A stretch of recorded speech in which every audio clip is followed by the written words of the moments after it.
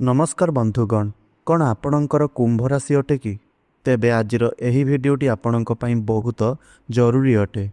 बंधुगण, कौन आपणक जीवन में किछि दिन हैला किछि अजଣା परिवर्तन गुड़िक हेउछि कि?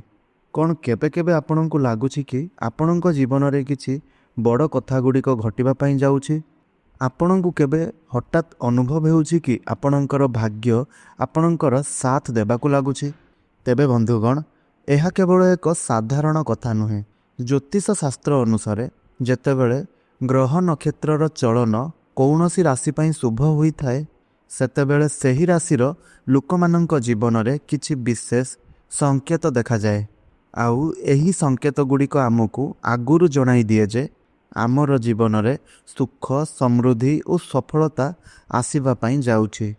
तेबे वर्तमान कुंभ राशिर व्यक्तिविशेष मानकर जीवन में एक बड़ परिवर्तन आसीबा पई जाउअछि।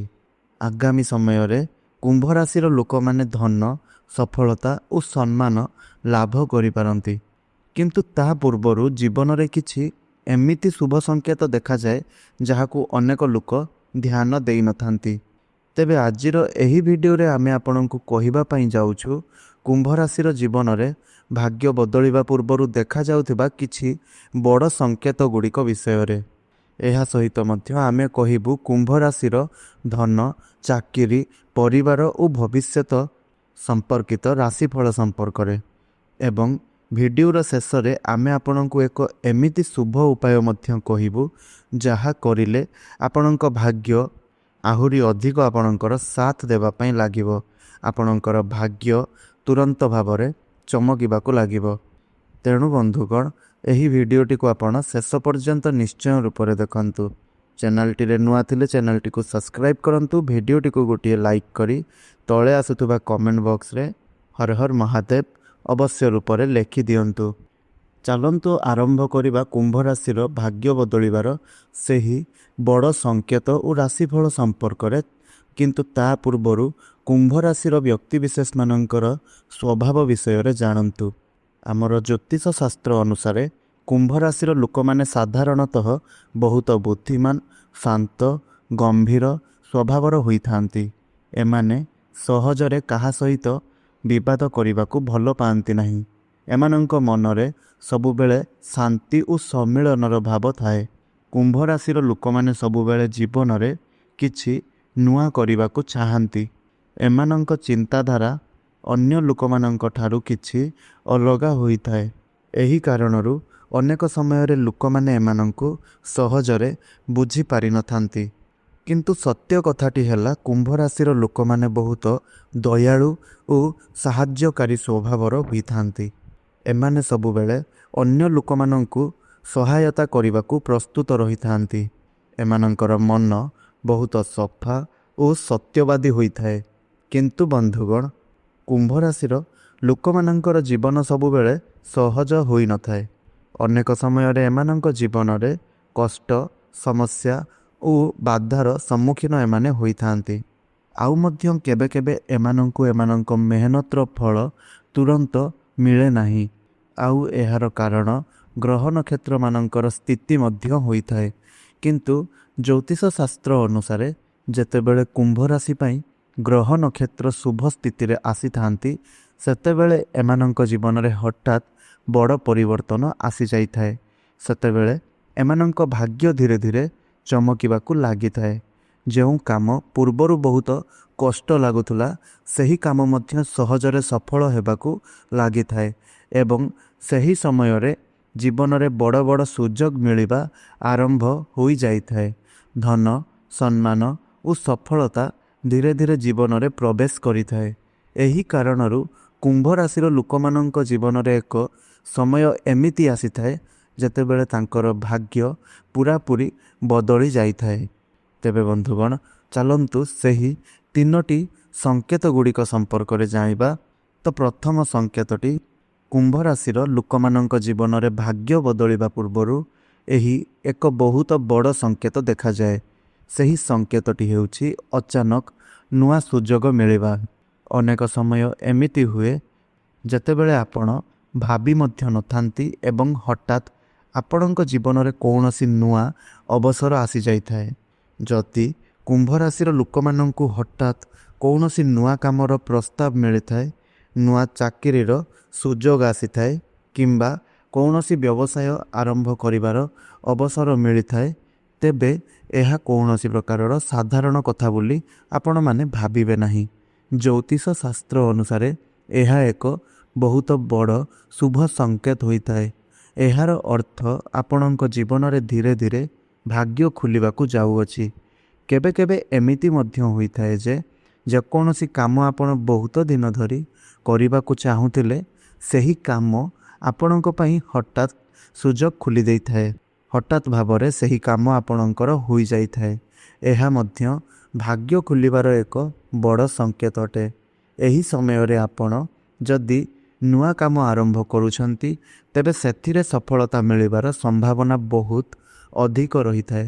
ବିଶେଷ କରି ବ୍ୟବସାୟ କ୍ଷେତ୍ରରେ ଆପଣଙ୍କ ପାଇଁ ଭଲ ଲାଭ ହେବାର ଯୋଗ ରହିପାରେ। ଯେଉଁମାନେ ଚାକିରି କରୁଛନ୍ତି ସେମାନଙ୍କ ପାଇଁ ମଧ୍ୟ ପ୍ରମୋସନ୍ ବା ନୂଆ ସୁଯୋଗ ଆସିପାରେ। କିନ୍ତୁ ବନ୍ଧୁମାନେ, ଏହି ସମୟରେ ଏକ କଥା ମନେ ରଖନ୍ତୁ, ଯେତେବେଳେ ଜୀବନରେ ସୁଯୋଗ ଆସିଥାଏ ସେତେବେଳେ ତାହାକୁ ଚିହ୍ନିବା ବା ଠିକ୍ ଭାବରେ ବ୍ୟବହାର କରିବା ଏହା ବହୁତ ଜରୁରୀ ହୋଇଥାଏ। ଯଦି ଆପଣ ସେହି ସୁଯୋଗକୁ ନିଜ ହାତ ମୁଠାରେ ରଖିପାରିବେ, ତେବେ ଆପଣ ଆପଣଙ୍କ ଜୀବନରେ ପୂରାପୂରି ବଦଳି ଯାଇପାରିବେ। ଏହି କାରଣରୁ ଯଦି ଆପଣଙ୍କର କୁମ୍ଭ ରାଶି ଏବଂ ଏମିତି ସୁଯୋଗ ଆପଣଙ୍କ ଜୀବନରେ ମଧ୍ୟ ଆସୁଛି, ତେବେ ବୁଝିଯାଆନ୍ତୁ ଯେ ଆପଣଙ୍କର ଭାଗ୍ୟ ଧୀରେ ଧୀରେ ଚମକିବାକୁ ଲାଗିଛି। ତେବେ ବନ୍ଧୁଗଣ, କୁମ୍ଭ ରାଶିର ବ୍ୟକ୍ତିବିଶେଷମାନଙ୍କର ଜୀବନରେ ଭାଗ୍ୟ ବଦଳିବା ପୂର୍ବରୁ ଏହି ଦ୍ୱିତୀୟ ସଂକେତଟି ମଧ୍ୟ ମିଳିଥାଏ, ଯାହା ହେଉଛି ଧନ ଲାଭର ସମ୍ଭାବନା ବଢ଼ିଯିବା। ଜ୍ୟୋତିଷ ଶାସ୍ତ୍ର ଅନୁସାରେ ଯେତେବେଳେ ଗ୍ରହ ନକ୍ଷତ୍ର କୌଣସି ରାଶି ପାଇଁ ଶୁଭ ସ୍ଥିତିରେ ଆସିଥାନ୍ତି, ସେତେବେଳେ ସେହି ରାଶିର ଲୋକମାନଙ୍କ ଜୀବନରେ ଧନ ଆସିବାର ନୂଆ ନୂଆ ମାର୍ଗ ଖୋଲିଯାଏ। ବର୍ତ୍ତମାନ ସମୟରେ କୁମ୍ଭ ରାଶିର ଲୋକମାନଙ୍କ ପାଇଁ ଏମିତି କିଛି ଯୁଗ ଦେଖାଯାଉଛି ଯାହା ଆର୍ଥିକ ସ୍ଥିତିକୁ ଧୀରେ ଧୀରେ ଭଲ କରିପାରିବ। ଅନେକ ସମୟ ଏମିତି ହୋଇଥାଏ ଯେ ଯେତେବେଳେ ଆପଣ ଟଙ୍କା ବହୁତ ଦିନ ଧରି ପାଇବାକୁ ଅପେକ୍ଷା କରିଥିଲେ, କିନ୍ତୁ ସେହି ପୁରୁଣା ଟଙ୍କା ଆପଣଙ୍କୁ ଫେରି ମିଳିଯାଏ ବା ଆପଣଙ୍କୁ ତୁରନ୍ତ ଫେରସ୍ତ ହୋଇଯାଇଥାଏ। କେବେ କେବେ ହଠାତ୍ କୌଣସି କାମରୁ ଅଚାନକ ଧନ ଲାଭ ମଧ୍ୟ ହୋଇପାରେ। ଏହା ସହିତ କିଛି ଲୋକମାନଙ୍କ ପାଇଁ ନୂଆ ଆୟର ମାର୍ଗ ମଧ୍ୟ ଖୋଲିପାରେ। ଯେଉଁମାନେ ବ୍ୟବସାୟ କରୁଛନ୍ତି ସେମାନଙ୍କର ବ୍ୟବସାୟ ମଧ୍ୟ ଧୀରେ ଧୀରେ ଆଗକୁ ବଢ଼ିବାକୁ ଲାଗିପାରେ। ଆଉ ବ୍ୟବସାୟରେ ନୂଆ ଗ୍ରାହକମାନେ ମିଳିପାରନ୍ତି ଏବଂ ଆପଣଙ୍କର ଲାଭ ମଧ୍ୟ ବଢ଼ିପାରେ। ଯେଉଁମାନେ ଚାକିରି କରୁଛନ୍ତି ସେମାନଙ୍କ ପାଇଁ ଆୟ ବଢ଼ିବାର ସମ୍ଭାବନା ମଧ୍ୟ ରହିପାରେ। କିଛି ଲୋକଙ୍କୁ ପ୍ରମୋସନ୍ ବା ନୂଆ ସୁଯୋଗ ମିଳିପାରେ, ଯାହାଦ୍ୱାରା ତାଙ୍କର ଆର୍ଥିକ ସ୍ଥିତି ଆହୁରି ଭଲ ହୋଇପାରିବ। କିନ୍ତୁ ବନ୍ଧୁଗଣ, ଏହି ସମୟରେ ଏକ କଥା ମନେ ରଖନ୍ତୁ, ଧନ ଆସିଲେ ତାହାକୁ ସଠିକ୍ ଭାବରେ ବ୍ୟବହାର କରିବା ମଧ୍ୟ ଜରୁରୀ ଅଟେ। ଅନାବଶ୍ୟକ ଖର୍ଚ୍ଚରୁ ଦୂରରେ ରହିବା ଉଚିତ ଅଟେ ଏବଂ ଧନକୁ ସଞ୍ଚୟ କରିବା ଭବିଷ୍ୟତ ପାଇଁ ମଧ୍ୟ ଭଲ ହୋଇଥାଏ। ଯଦି ଆପଣ ଏହି ସମୟରେ ଠିକ୍ ନିଷ୍ପତ୍ତି ନେବେ, ତେବେ ଆପଣଙ୍କ ଜୀବନରେ ଆର୍ଥିକ ସୁଖ ଓ ସମୃଦ୍ଧି ଦୀର୍ଘ ସମୟ ପର୍ଯ୍ୟନ୍ତ ରହିବ।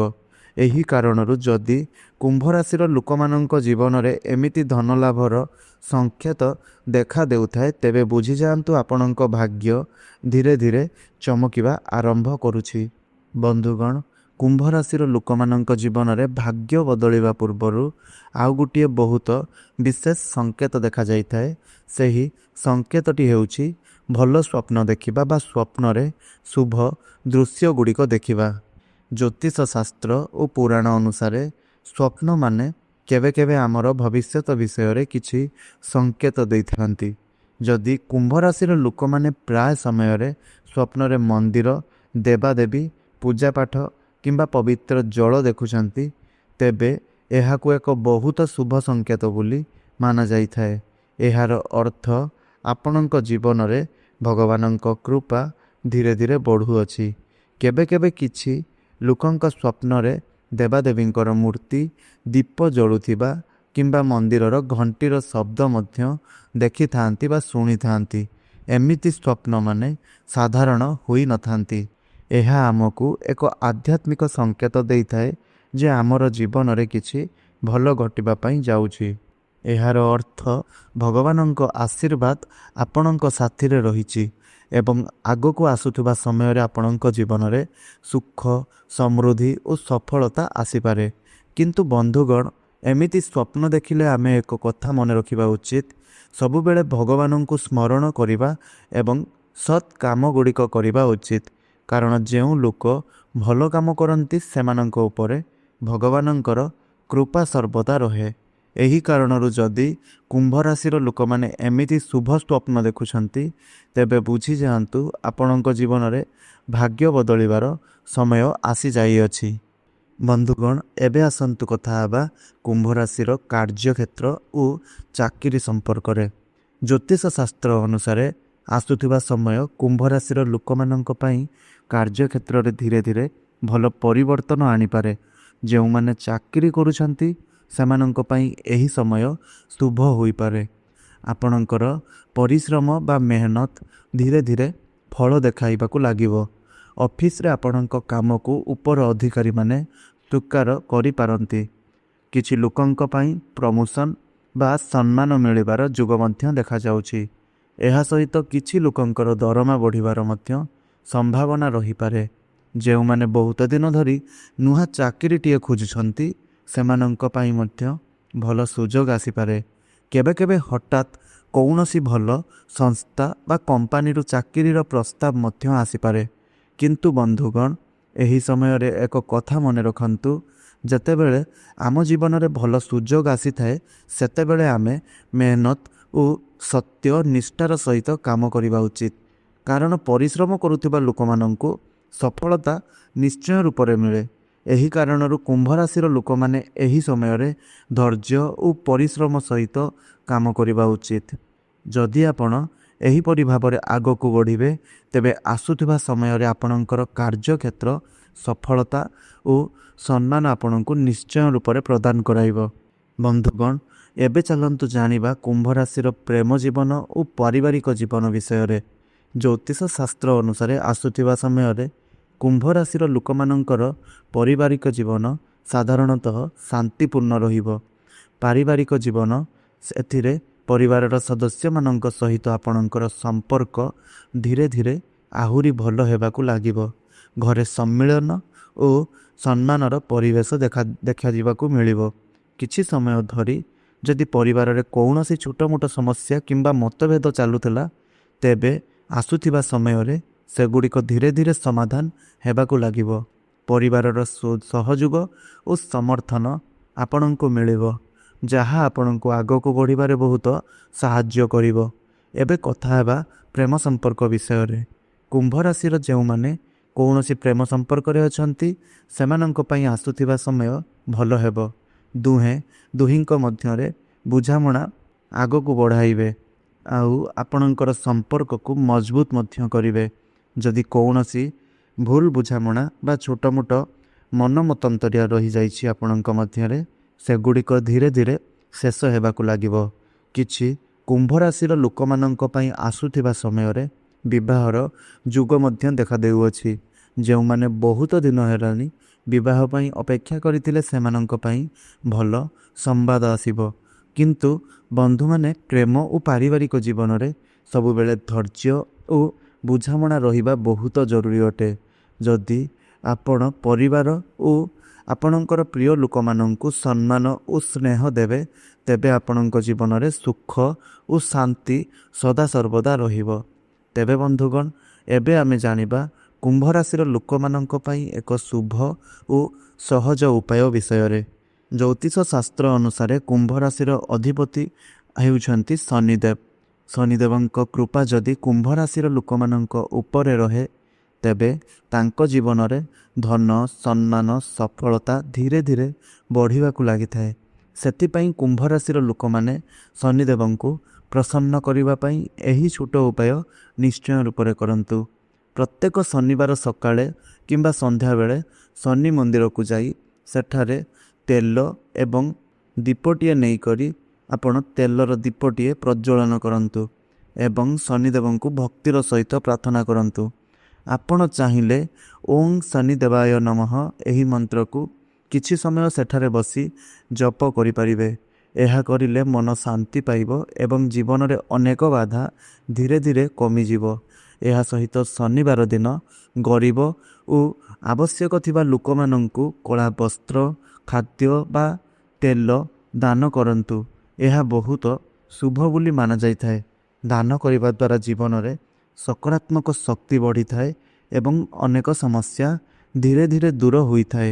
ଯଦି କୁମ୍ଭ ରାଶିର ଲୋକମାନେ ନିୟମିତ ଭାବରେ ଏହି ଉପାୟ ଗୁଡ଼ିକ କରନ୍ତି ତେବେ ଶନିଦେବଙ୍କ କୃପା ଆପଣମାନଙ୍କ ଉପରେ ସଦାସର୍ବଦା ରହିବ ଏବଂ ଜୀବନରେ ସୁଖ, ସମୃଦ୍ଧି ଓ ସଫଳତା ଧୀରେ ଧୀରେ ବଢ଼ିବାକୁ ଲାଗିବ। ତେବେ ବନ୍ଧୁଗଣ, ଆସୁଥିବା ସମୟ କୁମ୍ଭ ରାଶିର ଲୋକମାନଙ୍କ ପାଇଁ ଧୀରେ ଧୀରେ ଭଲ ପରିବର୍ତ୍ତନ ନେଇକରି ଆସୁଅଛି। ଗତ କିଛି ସମୟ ଧରି ଯଦି ଆପଣଙ୍କ ଜୀବନରେ କଷ୍ଟ, ସମସ୍ୟା କିମ୍ବା ବାଧା ଦେଖୁଥିଲେ ତେବେ ଆସୁଥିବା ସମୟରେ ସେଗୁଡ଼ିକ ଧୀରେ ଧୀରେ କମ୍ ହେବାକୁ ଲାଗିବ। ଆପଣଙ୍କ ଜୀବନରେ ନୂଆ ସୁଯୋଗ ଓ ଭଲ ପରିବର୍ତ୍ତନ ଗୁଡ଼ିକ ଦେଖିବାକୁ ମିଳିବ। ଧନ ସମ୍ବନ୍ଧୀୟ କାମରେ ଧୀରେ ଧୀରେ ସୁଧାର ଆସିବ। କିଛି ଲୋକଙ୍କ ଜୀବନ ଆପଣମାନଙ୍କର ଜୀବନରେ ଅଚାନକ ଧନ ଲାଭ ମଧ୍ୟ ହୋଇପାରେ, ଯାହା ଆପଣମାନଙ୍କର ଆର୍ଥିକ ସ୍ଥିତିକୁ ଆହୁରି ମଧ୍ୟ ଭଲ କରିବ। କାର୍ଯ୍ୟକ୍ଷେତ୍ରରେ ସଫଳତା ଓ ସମ୍ମାନ ମିଳିବାର ସମ୍ଭାବନା ମଧ୍ୟ ରହିଛି। ପରିବାର ଓ ପ୍ରେମ ଜୀବନରେ ମଧ୍ୟ ଶାନ୍ତି ଓ ସମ୍ମିଳନ ଦେଖିବାକୁ ମିଳିବ। କିନ୍ତୁ ବନ୍ଧୁଗଣ, ଏହି ସମୟରେ ଗୋଟିଏ କଥା ମନେ ରଖନ୍ତୁ, କୌଣସି ବଡ଼ ନିଷ୍ପତ୍ତି ନେବା ପୂର୍ବରୁ ସବୁବେଳେ ଭଲ ଭାବରେ ଭାବିଚିନ୍ତି କରି ନିଅନ୍ତୁ। ତୁରନ୍ତ ନିଷ୍ପତ୍ତି ନେବାରୁ କେବେ କେବେ ମଧ୍ୟ ସମସ୍ୟା ଉପୁଜିପାରେ। ସେଥିପାଇଁ ଧୈର୍ଯ୍ୟର ସହିତ ସଠିକ୍ ଭାବରେ ଆଗକୁ ବଢ଼ିବା ବହୁତ ଜରୁରୀ ଅଟେ। ଯଦି ଆପଣ ପରିଶ୍ରମ, ଧୈର୍ଯ୍ୟ ଓ ସକାରାତ୍ମକ ଚିନ୍ତାଧାରା ସହିତ ଜୀବନରେ ଆଗକୁ ବଢ଼ିବେ ତେବେ ଆସୁଥିବା ସମୟରେ ଆପଣଙ୍କ ଜୀବନରେ ସୁଖ, ସମୃଦ୍ଧି ଓ ସଫଳତା ନିଶ୍ଚୟ ରୂପରେ ବଢ଼ିପାରେ। ତେବେ ବନ୍ଧୁଗଣ, ଆଶା କରୁଛୁ ଯେ ଏହି ଭିଡ଼ିଓଟି ଆପଣମାନଙ୍କୁ ବହୁତ ଉପକାରୀ ବା ଉପଯୋଗୀ ଲାଗିଛି। ଯଦି ଆପଣଙ୍କର କୁମ୍ଭ ରାଶି ହୋଇଥାଏ ତାହେଲେ ତଳେ କମେଣ୍ଟ ବକ୍ସରେ ନିଶ୍ଚୟ ରୂପରେ ଲେଖନ୍ତୁ ଜୟ ଶନିଦେବ ଏବଂ ଏହି ଭିଡ଼ିଓରେ କହିଥିବା କେଉଁ କଥାଟି ଆପଣଙ୍କୁ ସବୁଠାରୁ ଭଲ ଲାଗିଲା ତାହା ମଧ୍ୟ କମେଣ୍ଟରେ ଆମକୁ ଜଣାନ୍ତୁ। ଆପଣଙ୍କର ଏକ ଛୋଟ କମେଣ୍ଟ ଆମକୁ ଆହୁରି ଭିଡ଼ିଓ ପ୍ରସ୍ତୁତ କରିବା ପାଇଁ ପ୍ରେରଣା ଦେଇଥାଏ। ଭିଡ଼ିଓଟି ଭଲ ଲାଗିଥିଲେ ଦୟାକରି ଭିଡ଼ିଓଟିକୁ ଲାଇକ୍ କରନ୍ତୁ ଏବଂ ଆପଣଙ୍କର ମିତ୍ର ଓ ପରିବାର ସହିତ ନିଶ୍ଚୟ ରୂପରେ ସେୟାର କରନ୍ତୁ। ଏହିଭଳି ରାଶିଫଳ, ଜ୍ୟୋତିଷ ତଥ୍ୟ ଓ ବାସ୍ତୁ ଟିପ୍ସ ସମ୍ପର୍କରେ ନିୟମିତ ଭାବରେ ଜାଣିବା ପାଇଁ ଆମର ଏହି ଚ୍ୟାନେଲ ଓଡ଼ିଆ ଶାସ୍ତ୍ରକୁ ନିଶ୍ଚୟ ରୂପରେ ସବସ୍କ୍ରାଇବ୍ କରନ୍ତୁ ଏବଂ ପାଖରେ ଆସୁଥିବା ବେଲ୍ ଆଇକନ୍କୁ ମଧ୍ୟ ଦବାଇ ଦିଅନ୍ତୁ, ଯାହାଦ୍ୱାରା ଆମର ପ୍ରତ୍ୟେକ ନୂଆ ଭିଡ଼ିଓ ସବୁଠାରୁ ପ୍ରଥମେ ଆପଣଙ୍କ ପାଖରେ ପହଞ୍ଚିବ। ତେବେ ଧନ୍ୟବାଦ ବନ୍ଧୁଗଣ, ପୁଣି ଦେଖାହେବା ଆଉ ଏକ ନୂଆ ଭିଡ଼ିଓରେ। ଜୟ ଜଗନ୍ନାଥ।